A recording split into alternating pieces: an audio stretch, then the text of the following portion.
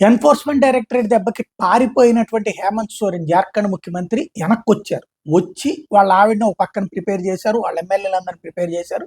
ఏంటి వీళ్ళంటే ఇక ఒక రకంగా కన్ఫ్రంటేషన్‌కి రెడీ అవుతున్నారు. యుద్ధానికి రెడీ అవుతున్నారు. ఈడీ మీదనే case. SC, ST atrocities act.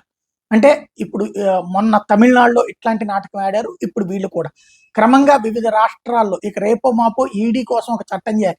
ED మీద ఎవడు కేసు పెట్టడానికి అధికారం లేదు అని చెప్పి చట్టం చేసే పరిస్థితి తెస్తారు. ఎందుకంటే ప్రాంతీయ పార్టీల స్వార్థాలు ఈ స్థితికి దిగజారిపోయింది.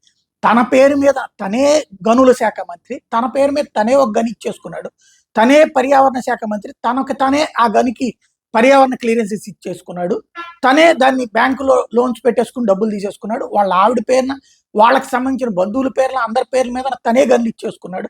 అట్లాంటి గనుడు నీతి గురించి మాట్లాడుతున్నాడు. కులాల ప్రస్తావన తీసుకొస్తున్నాడు. ఓవరాల్ గా ప్రస్తుతం ఈడీ మీద కేసు ద్వారా నాటకం ఆడుతున్నాడు.